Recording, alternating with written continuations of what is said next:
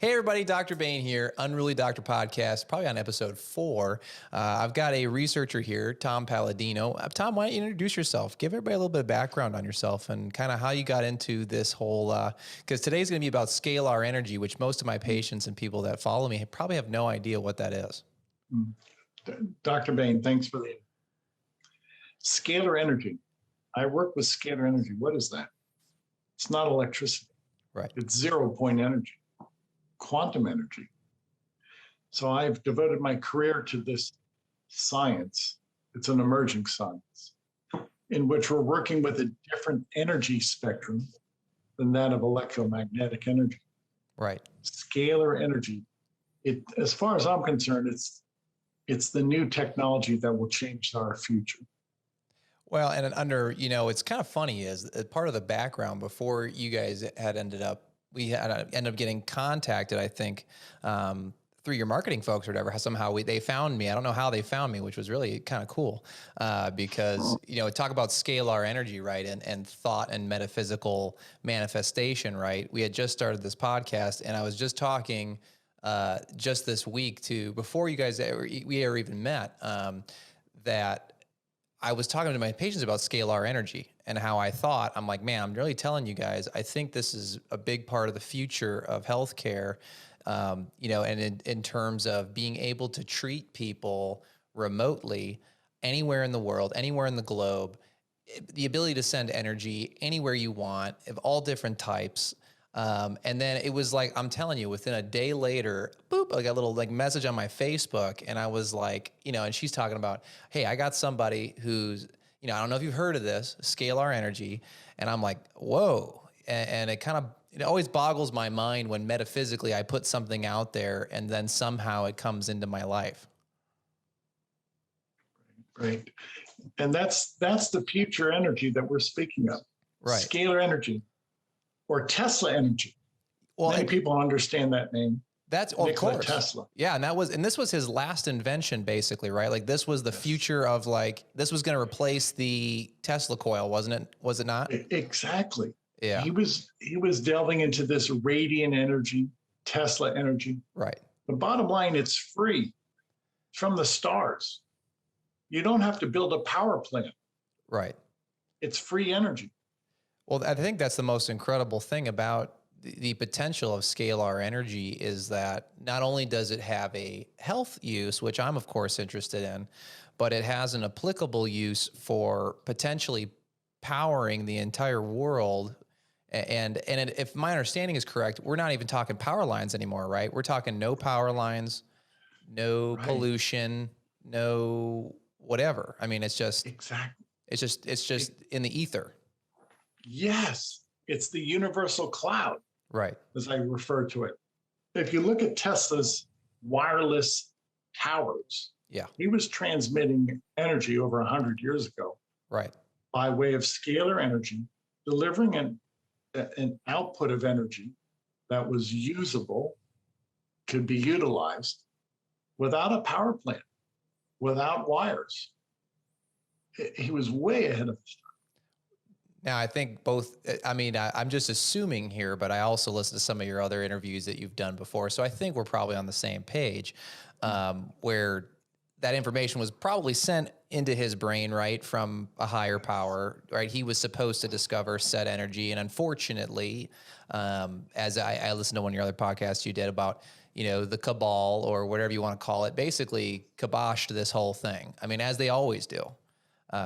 Basically, every time an amazing invention that could heal the world or solve world issues is invented, it's very quickly kiboshed by some form of the cabal, whether that's the FDA, the AMA, the, insert name here, right?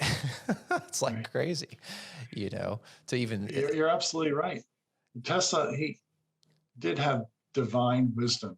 What he did was is unparalleled, all of his inventions. Well, and I think how did he do it? He had this download. He had this presence, this afflatus, in which he could see an invention. He didn't have to go to a laboratory or a library. He saw it in his head. Oh, absolutely. And he could build from scratch, so to speak. Do you think that your getting into Scalar then was probably part of the same ideology that you were always supposed to be into Scalar. This was like your thing. Yes, it's God's calling for me.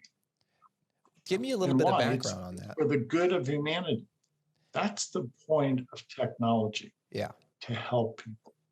Oh, absolutely. And I think in the right hands, it has that capability to do a lot of wonderful things. So give me a little bit of background then, because how did you fall into then being a Scalar researcher? Because that's not a normal path, I would assume. So tell me a little bit of background on that. As a youngster, I was reading about Nikola Tesla. Right. I was an avid reader, and I understood what he was doing. So God gave me that wisdom as a youngster. And I knew that I, in some way, would continue on with his research. I mean, that's really interesting because previous to that, what was your background? So as you were growing up, do you have a degree in anything? I mean, what's your kind of background? Yeah, I had to pursue a business career in order to support myself. So Right. I have degrees or minors in English, business, physics. But to underscore this, scalar energy is not taught by academia. Of course not. Yeah. This is a new branch of physics, and you have to undertake independent studies. You're not going to find this in any library, Right. because how many people can understand what Tesla was doing?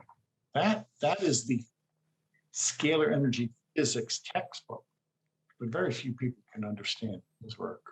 Well, absolutely. And the thing that I think I find really intriguing, I know this is kind of an odd noticing that I've had, but for example, one of the things, once again, before we ever even got in contact, I was starting to look deeper into scalar energy and trying to understand, which of course my brain is not wired for that type of science. I mean, I'm not Nikola Tesla. I'm gifted in other areas, but tell me, can you explain to me what this spiral shape has to do with anything?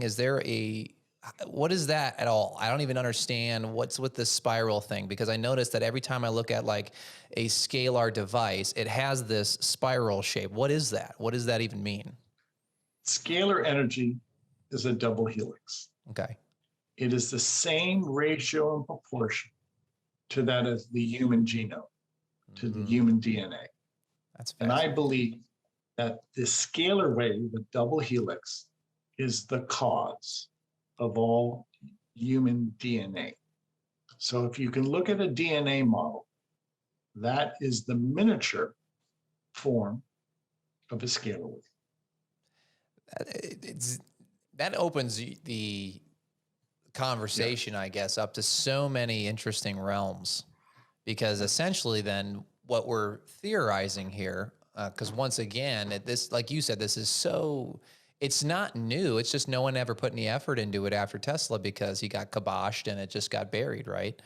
Right. And now you have this new revolution of people essentially using scalar energy, typically for, it seems like, health reasons. That seems to be the most current use of it privately. But you're opening up so many interesting things, because once again, I've listened to your other interviews, and I've thought about this myself. But in terms of like chakras, for example, a lot of people think chakras are totally phony, and I believe you're of the opinion as well that they're not phony; they're real things, that they are energy vortices in the body. But you think that they're scalar in nature. Yes. And that's one of the reasons why Western science cannot put their hand on a chakra, because Western science only considers electromagnetic theory. Yeah. In order to accept a chakra, which is composed of scalar energy, you have to consider that scalar energy exists. Academia is not ready to do that. Can you measure a scalar energy? I like, once again, I'm totally have no idea. Can you measure that? Is there a device that I could use that says, hey, wow, I'm getting hit with scalar right now? No, and I'll tell you why. Scalar energy is an infinite concept. It really is the omnipresence of God. If you're going to measure something, it has to be finite, such as a gallon of liquid or a meter in length. But if scalar energy pervades the universe, how do you measure an infinite construct? I don't think you can. Now, I can measure the before and after results, but nobody's been able to put a meter to scalar energy, probably because it's infinite.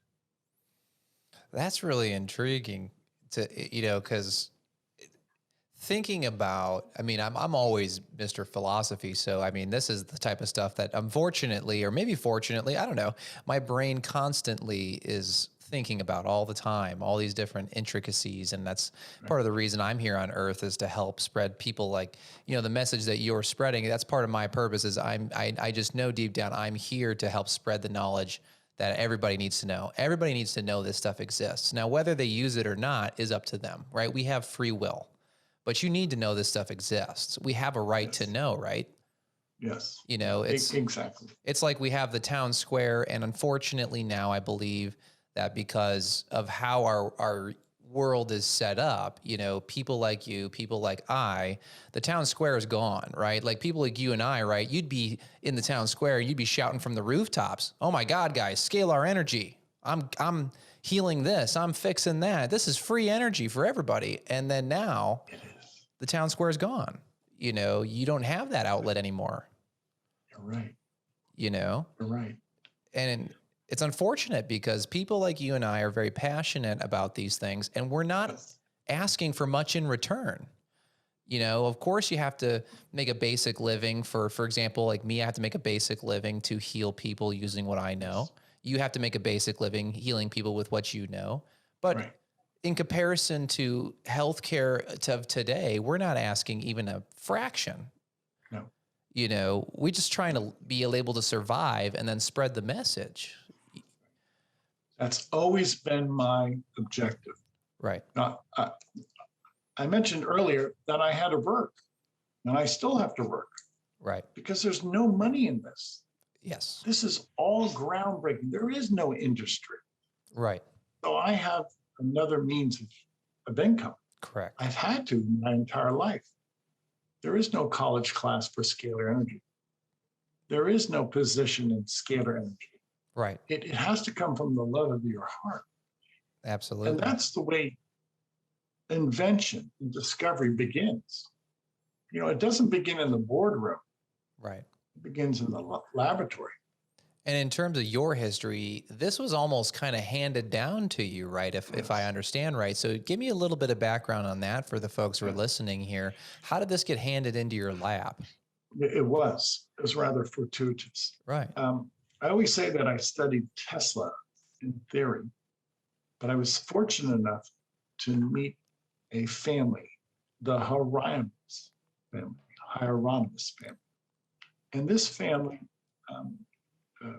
took me underneath their wing, and they showed me the inventions of the inventor, Galen Hieronymus.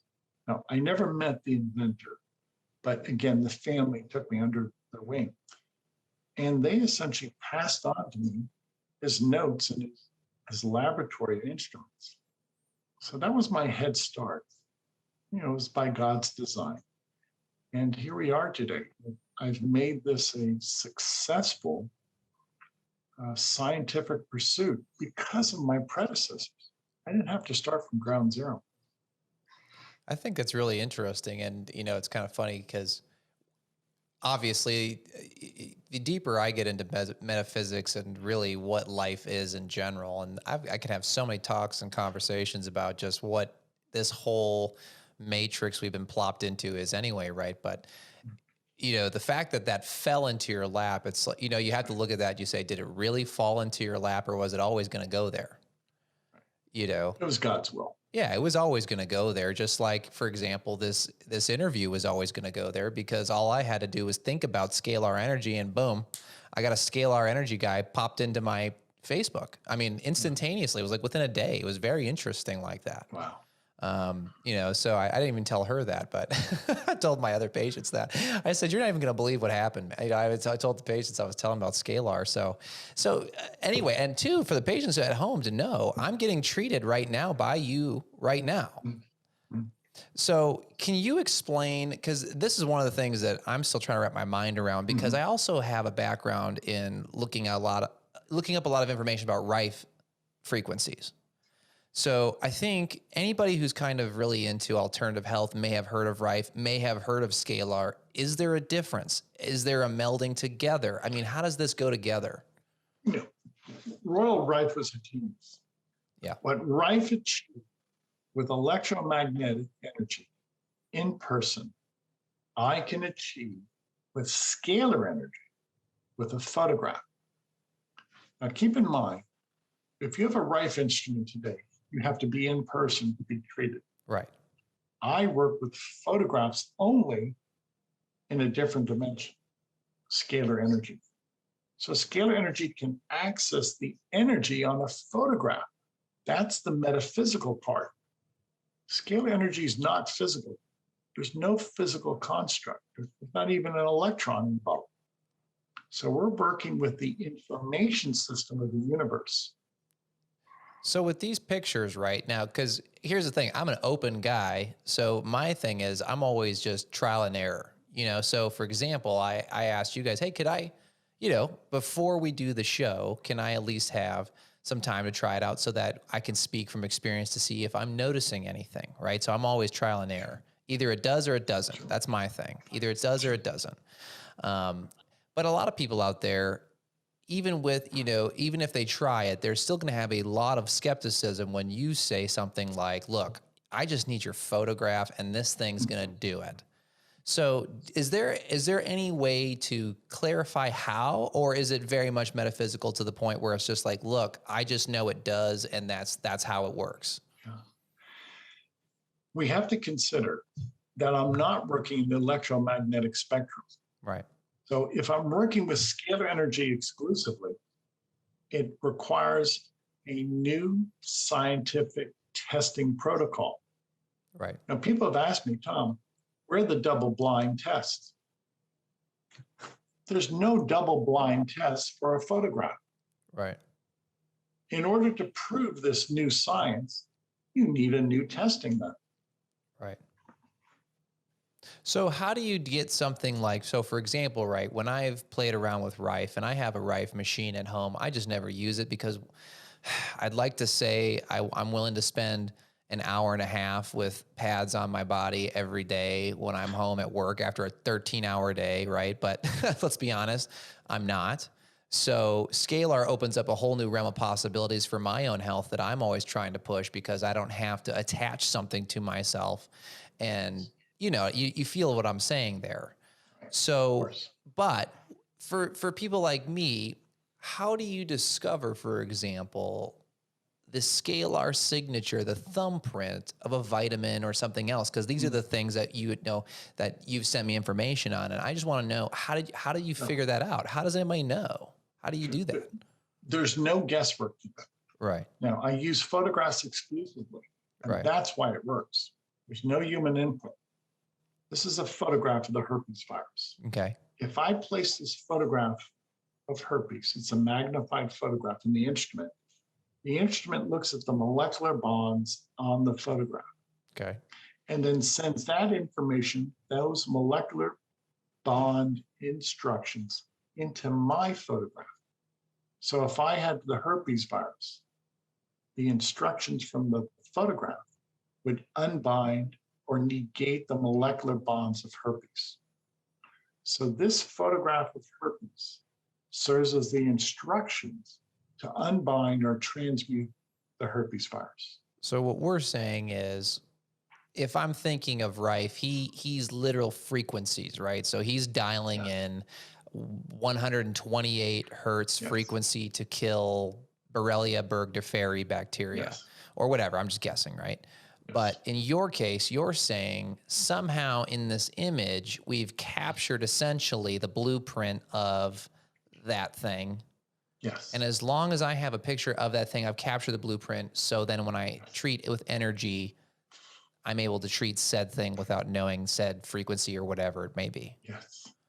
Yes. You see, with Rife, or anybody practicing with the Rife instrument, you have to understand and eventually develop a library of rates. Okay, that all of that is wonderful. Right. That's ingenuity. That's human thinking, reasoning. but it's still subject to error. Right. When I work with a photograph, there's no interpretation. The energy interprets the photograph. Energy is fundamental. Now, in these machines, how is it looking at these pictures? Is it just a camera? Is there some type of algorithm? How does it do that? It's not a camera. It's simply the presence of scalar energy.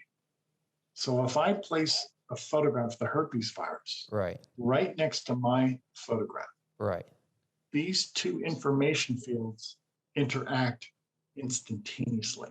Right. You do not tell scalar energy what to do.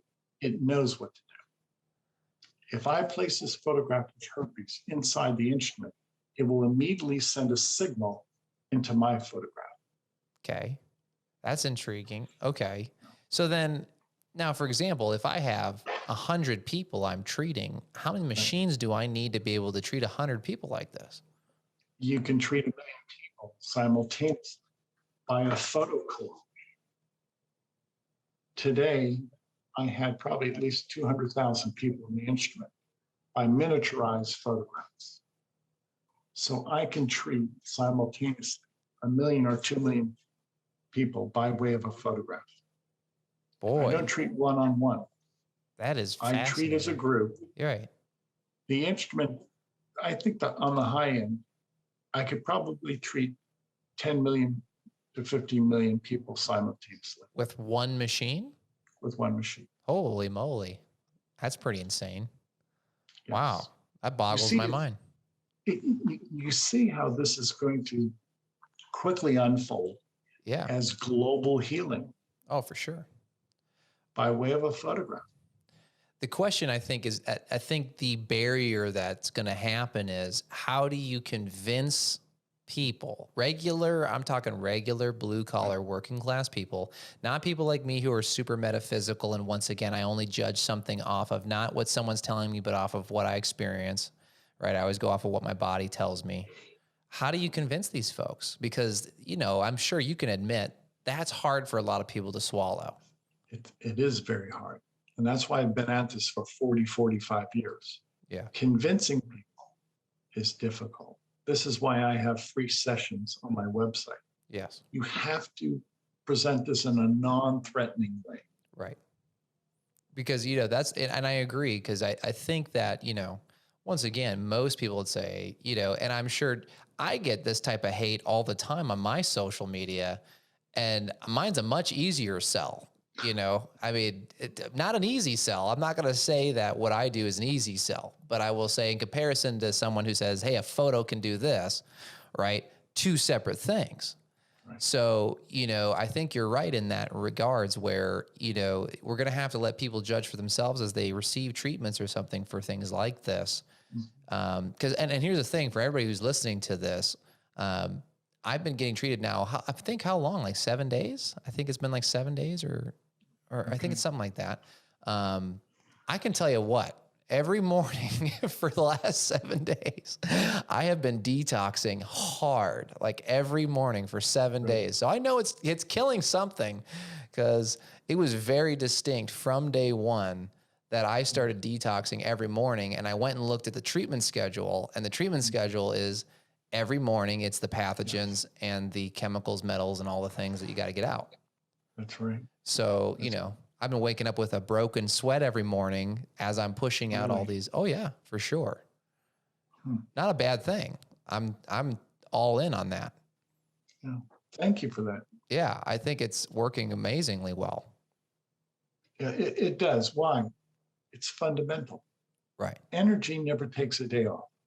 Right. Energy never makes a mistake. And this is what I'm so emboldened by. If we're really working with this first principle, scalar energy, then we control nature. We're in the driver's seat. We are able to control a virus and break it apart. We're able to create an amino acid for the benefit of our nutrition. Absolutely. And I think one of the other things that's been really fascinating me too is that you're working in India, right, in Delhi, if I Right. remember correctly. Now, tell folks at home, I guess, a little bit more about that, because I think this is a really Sure. intriguing, almost like a study. It really is. It's like as the best a study that you can do, basically. Yes. Okay. So approximately 3 or 4 years ago, we were approached by an HIV/AIDS clinic in Delhi, India. We do a lot of work pro bono. So people from Delhi, India, who are HIV positive sent us their photographs. Now, after the scalar energy sessions, the greater majority of those people said they feel much better.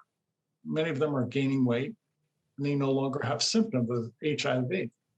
But what really is important is that everybody that had a PCR follow-up test, all of those test results are negative.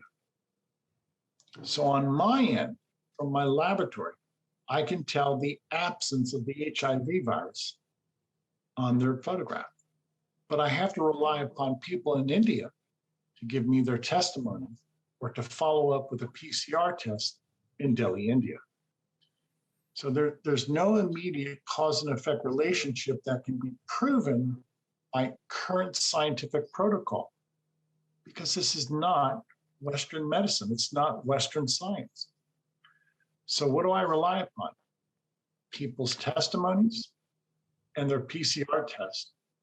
And again, across the board, everybody in Delhi, India that I've worked with by way of their photograph, not one person is HIV positive. I find that absolutely intriguing. Do you, I know you sleep well at night, but do you have any trouble sleeping at night? Because you and I both know that when people like you exist and they do what you're doing, that they tend to disappear.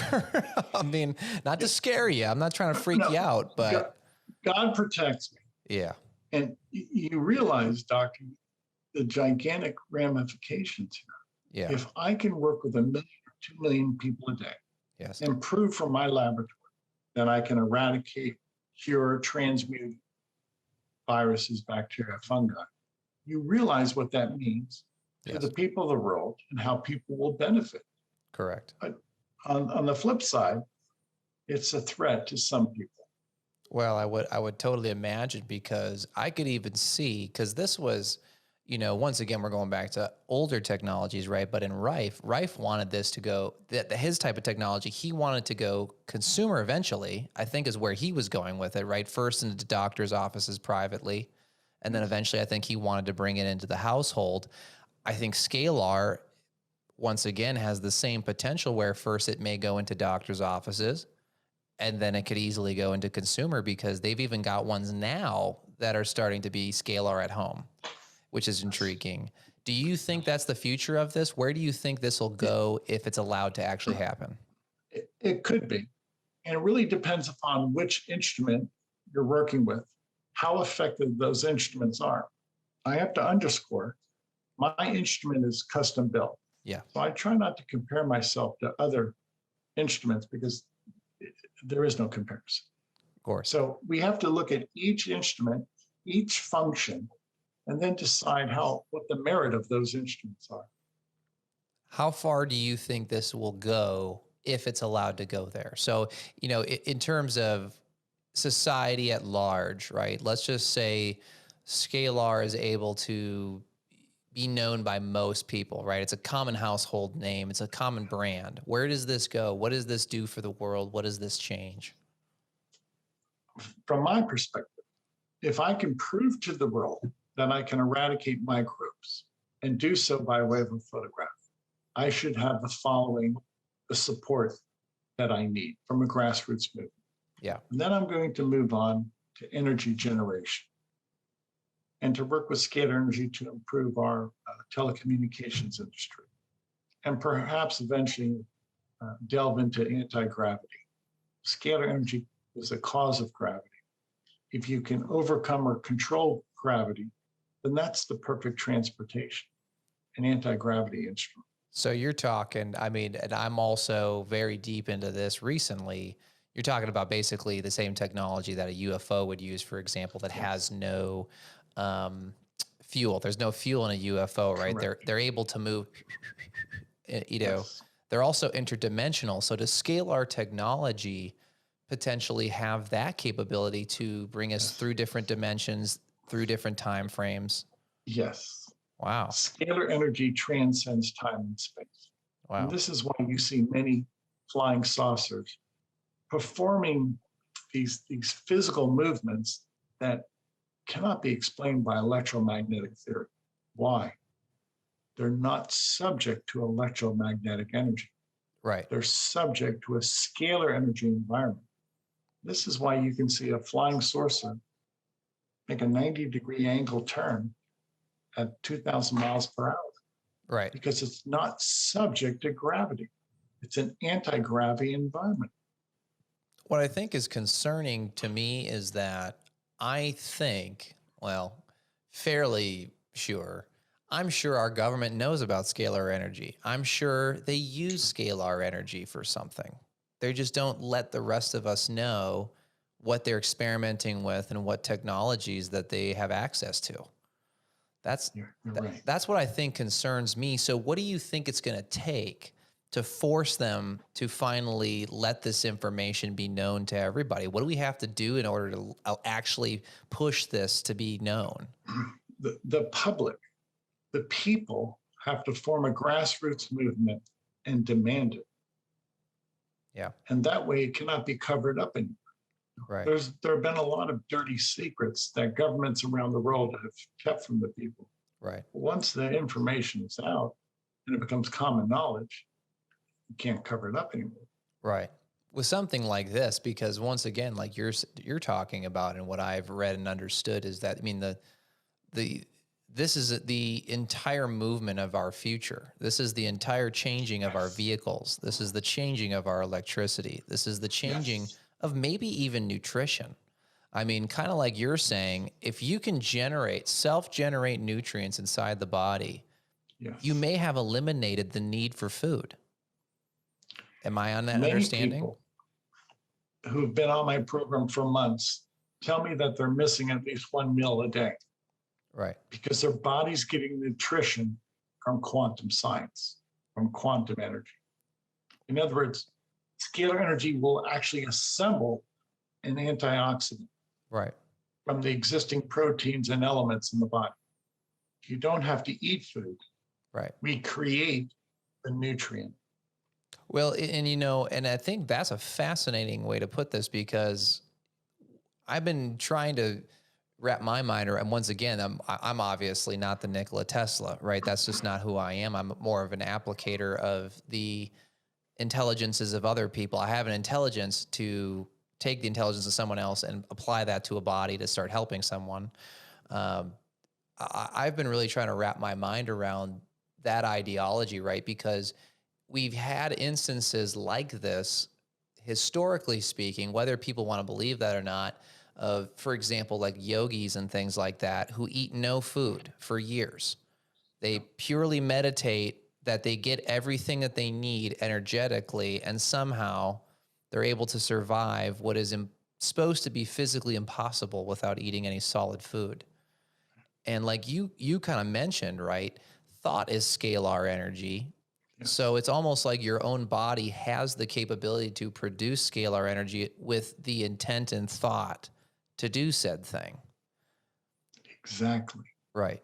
It's almost Precisely. It's almost like your It's devices. consciousness. Yes. I mean, absolutely. And I think that has such an interesting implication for the future. Even though sadly, like, I'm a foodie, I just love the taste of food, but if I didn't really need it, I suppose I wouldn't eat it as often. I mean, to me, there's nothing better than a steak and potatoes and a good bourbon whiskey and a cigar, right? That's what I enjoy those. I enjoy those things, You see the gigantic quantum leap we're going to take, Doctor. Well, yeah. Good for you. You've done your homework here. Yeah. When we're working with non-physical science, Right. and even Tesla said this, if you want to go to the will work, the very essence of the universe, it's instructions. It's non-physical science. The physical reality is the effect. Right. The instruction always precedes the effect. So if you control scalar energy, non-physical science, you will control the physical universe. Well, and I think, exactly. And I think what, like you've described, I think this is how higher beings and societies that we just aren't aware of consciously exist. Whenever I read about hypnosis of people who've been abducted and things like that, and we get little deeper details about what they were told by higher intelligences and things. This is what they're describing is they say, we don't eat food. We don't do this. We don't need to. The body can exist infinitely because we know within a certain environment that we create, we have no need for food. We have no need for these things. We can live infinitely, which I think has incredible applications because our race of being, unfortunately, I think we're far behind where we could be if we weren't held back at so many points in history. Right. I mean, imagine what it would be like if there was 10 million of you wandering around right now with full capability to be allowed to do whatever research you want, apply this however you want, getting patents to do this, right? Or getting grants from, maybe if our government was actually interested in free power, they would give you a grant that would say, hey, can you do this? And you'd say, sure, I can. I mean, we would already be in our own UFOs with scalar energy. And if the world realizes how much has been suppressed, right. As an example, the day that Nikola Tesla died, the US government seized his notes and his inventions. And we've never seen his notes of inventions since then. I think that is absolutely sad and disgusting. Yeah. It really is, because it's about control. Yeah. There are many corrupt governments and they're not helping their people. Right. They answer to the cabal. Yeah. Do you think there's an awakening happening more recently? Yes. People are starting to realize things just don't make sense. Right. And you can't explain things away. Many intelligent people out there. Yeah. And you have to ask yourself, how could some governments be so incompetent?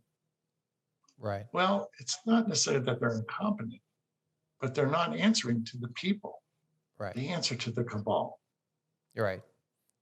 They're not, their best interest isn't what you need. It's what they think they can make the most money off of as they slowly leak it over time. And they do eventually have to, at some point, they have to allow scalar energy to exist. At some point they do, because people will eventually get frustrated with fossil fuels. They'll get frustrated with wind and solar because we're already seeing the absolute gap in its capabilities already, right? The blackouts in California are a perfect example of how they can't fill that gap, or when I go on a hike and I have to see all these really ugly, I don't like the word, but these ugly towers everywhere on my beautiful hike with the smog, that perfect layer of smog over downtown Phoenix, right? Eventually you get frustrated with all that and you're looking for something better.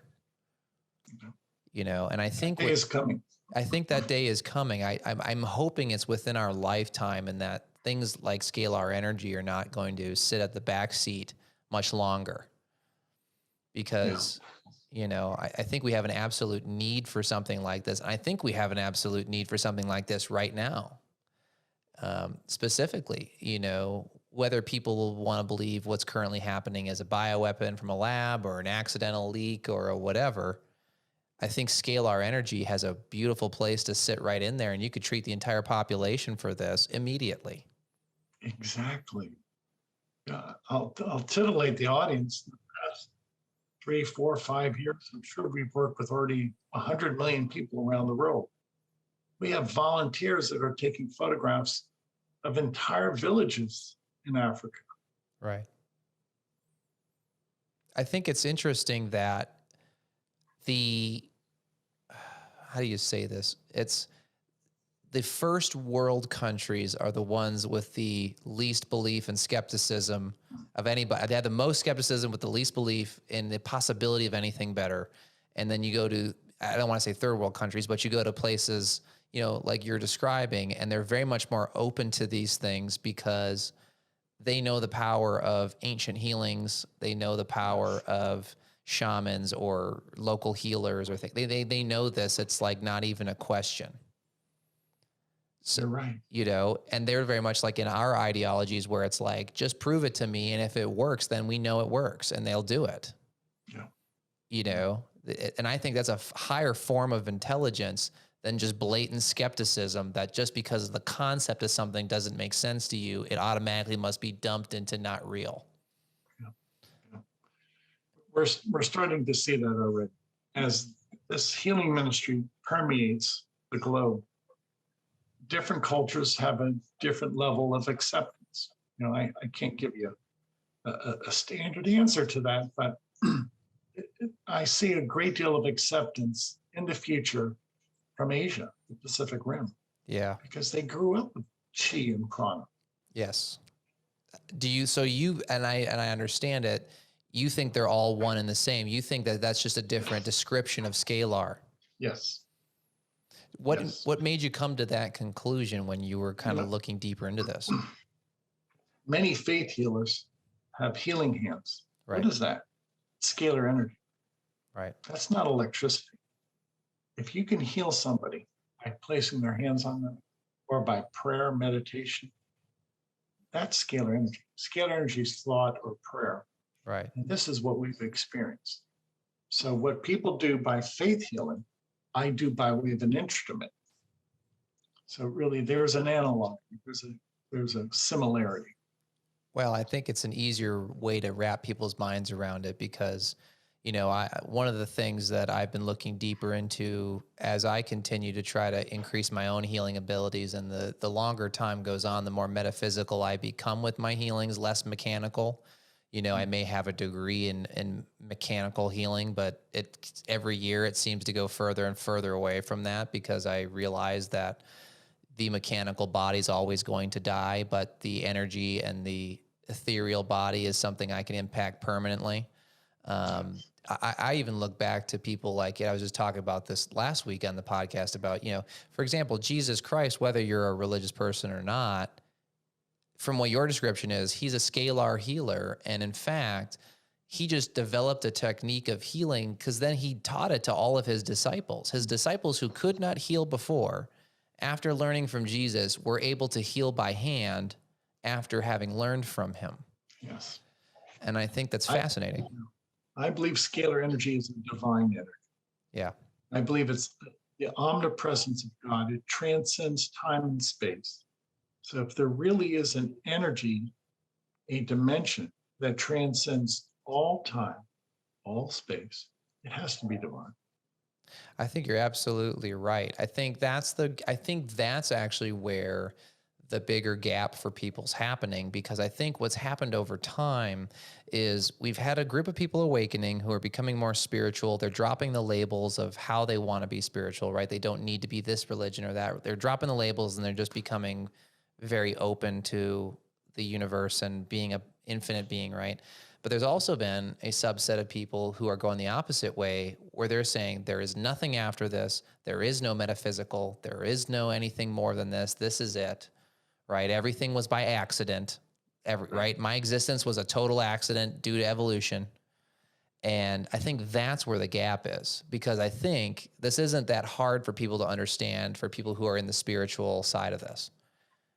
I think the people who have totally dropped that there's anything bigger than me, that's where they're having the difficulty, because they're the ones demanding some type of double-blind, placebo-controlled in a lab with something you can't do. I mean, you could kind of try. You could try.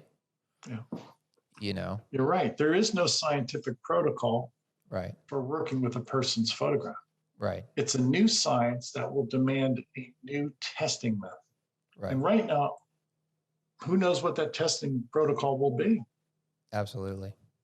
I think that this is going to require a lot more people who, one, they may be skeptical, but two, they're open enough to actually design ways to try to prove this to the world genuinely. I think that's what it's going to require. I think a large subset of people who are receiving treatments from these types of things and reporting what's happening to them.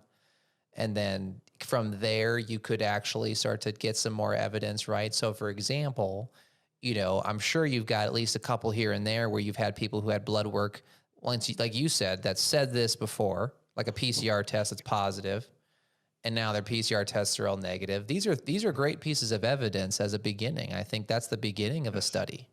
It is. It's the beginning of the scientific knowledge Right. for a new science. Right. But there's no immediate correlation between what I'm doing and Western medicine. Right. So obviously, in Western medicine, you're working with people. Right. Who are actually physically present. Right. I don't work with people. I work with energy fields. Right.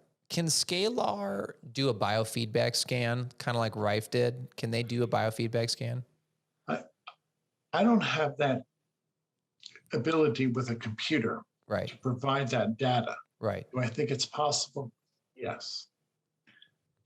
I'm just concentrating right now on presenting this as the means to eradicate microbes, Right. pathogens. And if I can do that, and the world accepts that, embraces that, then we're off to the races. Yeah, that's kind of like the door that's going to open everything else up, because I think that's where this could be incredible, right? Like you're going to the ER, someone's very sick. I have a Scalar machine, I click their picture, I put it in the machine, the thing sends some type of Scalar. The Scalar somehow reacts back. It says, oh yeah, this person's got this bacteria, that virus, this other thing at the same time, this fungus, whatever, boom, boom, boom, boom, boom, boom, and sends it right there.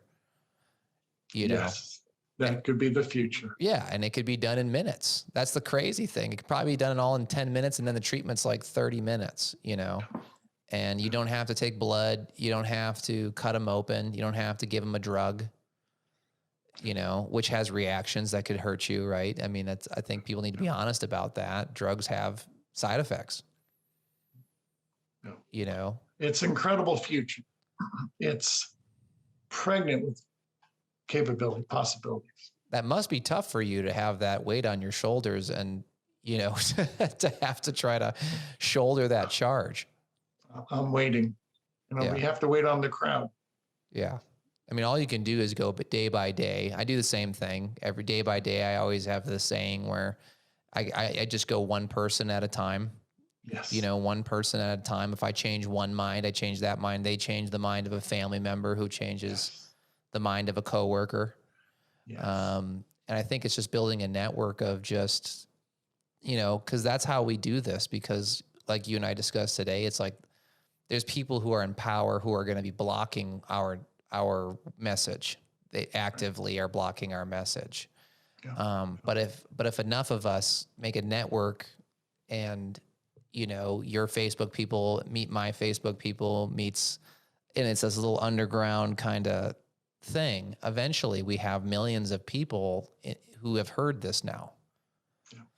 I think that's where this really needs to go. And I think it, like you said, this is part of the future. There's undeniable evidence of that. And I really, truly hope it's within our lifetime, because the technology's here to do so much more already. And, I can't even imagine what it was like to be Nikola Tesla and then to have basically your entire life's work totally just buried under the ground. I mean, literally. I mean, what have we done with half of his technology? Nothing.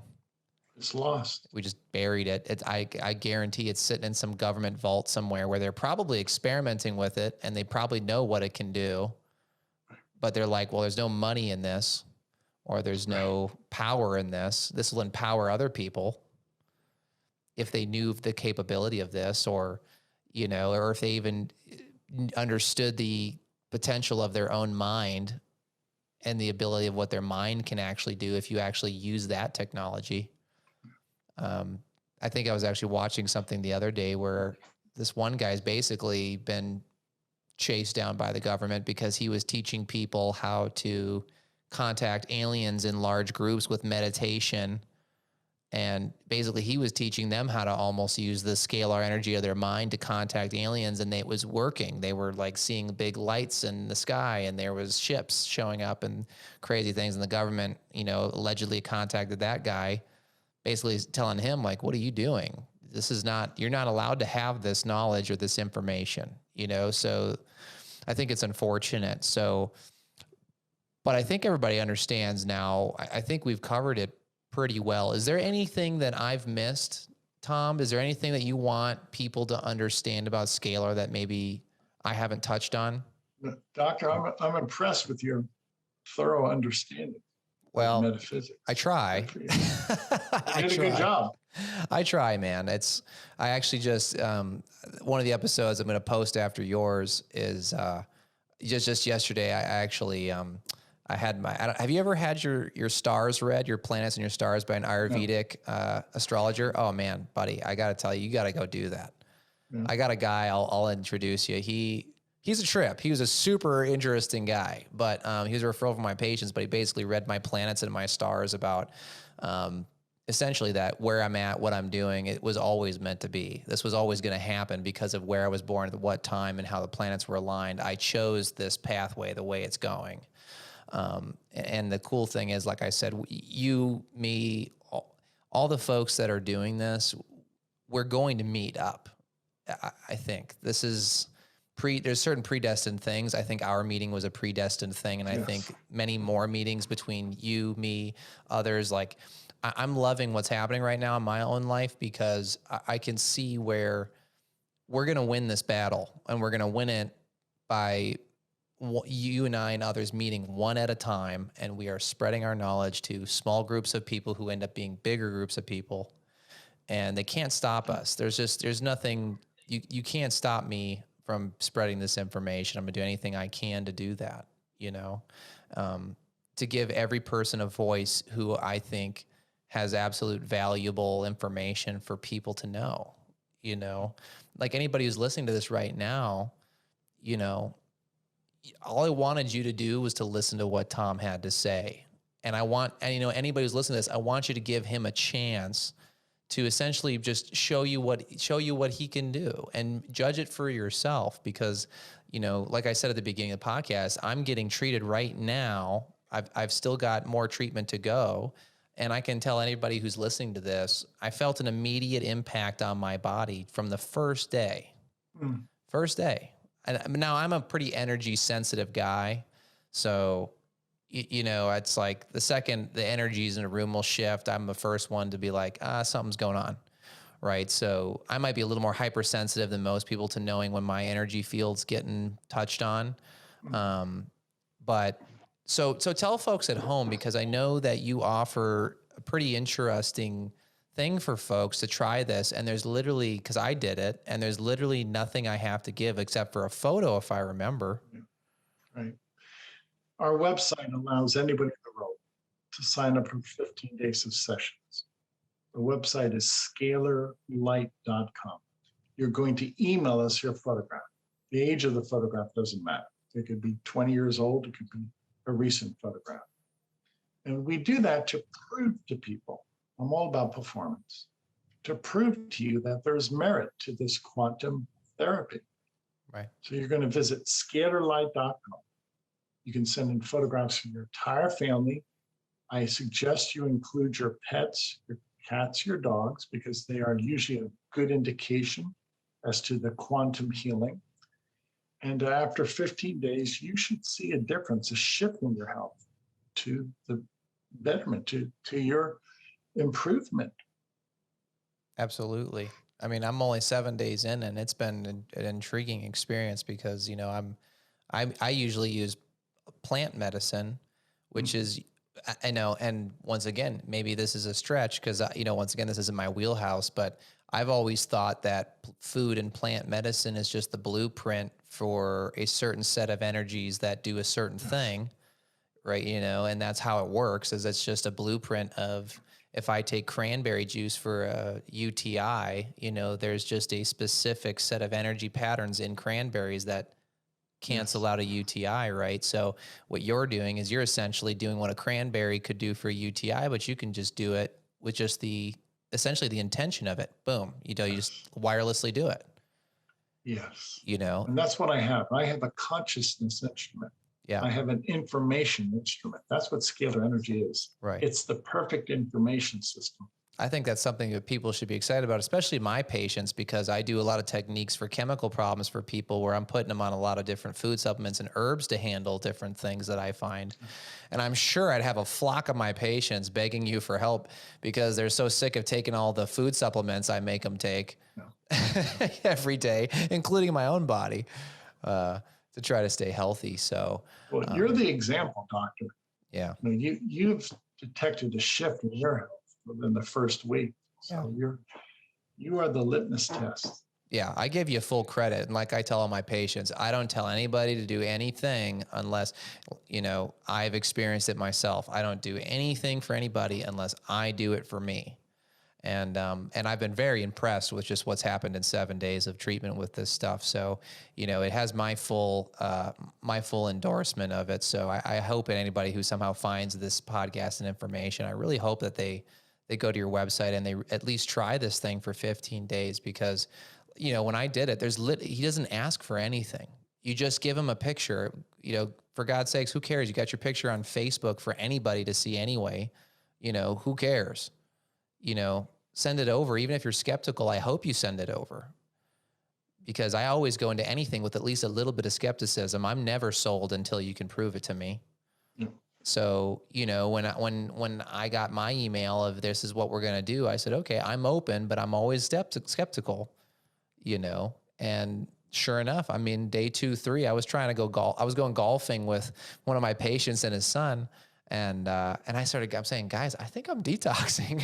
I was like breaking out in a hot sweat. And I was like, oh yeah. Well, the funny thing was, I think this correlated at a very interesting time because have you ever been muscle tested? Is that a term you've ever heard? Okay. So I got muscle tested recently. I had a bad fungal overgrowth. And I don't know why. I think it's because I ate a bunch of fruit bowls. I had a bunch of smoothies like couple weeks ago, and it just destroyed my body somehow and made this fungus overgrow. So I started killing the fungus, and then I started your program right at the beginning of this fungal killing. And I think they coalesced into a beautiful, like Terminator, if I could describe it in a movie, like the Terminator's sitting there blasting every piece of fungus in my body from 2 different versions. So I think that's what it was. I think I've set a nuke into my body to destroy these suckers with multiple ways. So I love it. I think it's awesome.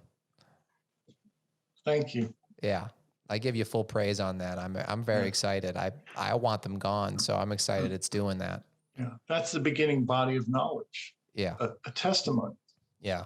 Well, and I see you've got a lot of testimonies. So any last comments, Tom? I think that's a perfect place to stop it.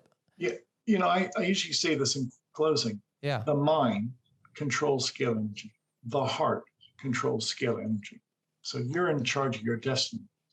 Think well, be of good cheer, have a good heart for people. Your mind and your heart will decide your life path. Awesome. All right, guys, that's another episode of the Unruly Doctor podcast. So make sure you go to his website. Tom, it's scalarlight.com. Is that's correct? Yes. So go to his website, guys. He's doing a 15-day trial. All he asks is for your picture and a basic information. I don't even think you ask for a card on file, if I remember. No. Yeah. No. So there's no money involved. Yeah, there's no obligation. So literally, if you do the 15 days and you're not happy, fine. But if you do the 15 days and it makes an impact on you like it did on me, maybe that's something you want to integrate into your daily health because, why not?